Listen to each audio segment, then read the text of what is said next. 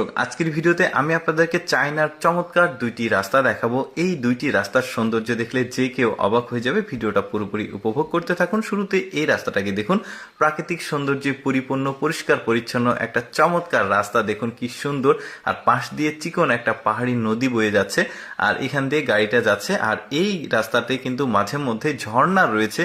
কি সুন্দর একটা প্রাকৃতিক পরিবেশের মধ্যে রাস্তাটা, বেশ দারুণ কিন্তু লাগছে। গাড়িটা খুব দ্রুত চলে যাচ্ছে। দেখুন পাকা রাস্তা, কি সুন্দর। তবে আমার মতে এই রাস্তাতে সম্ভবত সন্ধ্যার সময় একটু সমস্যা হতেই পারে, যেমন পাহাড়ি প্রাকৃতিক রাস্তা।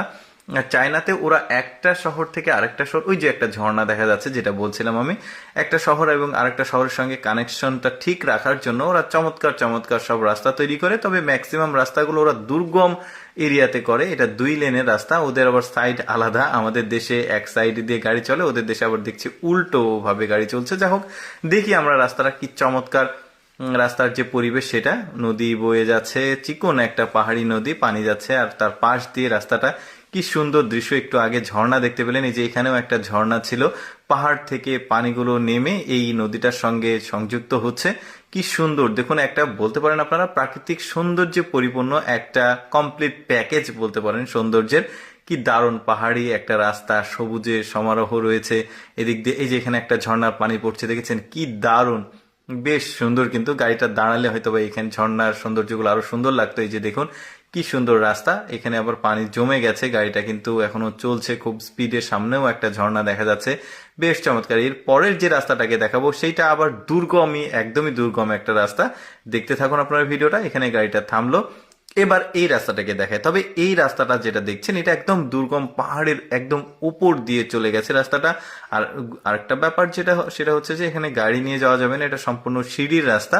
আর এখন বলতে পারেন আপনারা এই রাস্তাতে আসার প্রয়োজন কি। দেখুন, এটা সম্পূর্ণটাই তৈরি করা হয়েছে ট্যুরিস্টদের জন্য। আর এই রাস্তাতে সকল ধরনের সুযোগ সুবিধা দেওয়া আছে, যেমন মানে শুধুমাত্র গাড়ি চলাচল করবে না, বাট মোবাইল নেটওয়ার্ক থাকবে, এখানে ইন্টারনেট থাকবে, সবকিছুই আছে।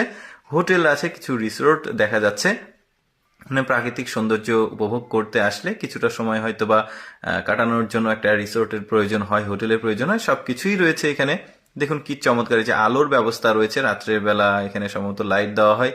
এখান থেকে একটা সুন্দর ভিউ উপভোগ করা যায়। সামনে সুন্দর একটা ভিউ রয়েছে, সেই ভিউটা দেখার জন্য আসলে যারা ট্রেকিং করতে পছন্দ করে পাহাড়ি অঞ্চলে, তাদের জন্য এই রাস্তাটা বেশ দারুণ। দেখুন কি সুন্দর দৃশ্য দেখা যাচ্ছে, মেঘগুলো দেখুন তুলোর মতো লাগছে, নিচে আবার নদী রয়েছে, আর উঁচু উঁচু পাহাড়, সবকিছু মিলে আসলে প্রাকৃতিক সৌন্দর্যের একটা কমপ্লিট প্যাকেজ বলতে পারেন। যাই হোক দর্শক, কেমন লাগলো আজকের এই ভিডিওটি অবশ্যই কমেন্ট করে জানাবেন। আর এইরকম ভিডিও প্রতিদিন দেখতে আমাদের লেটস গো পেজ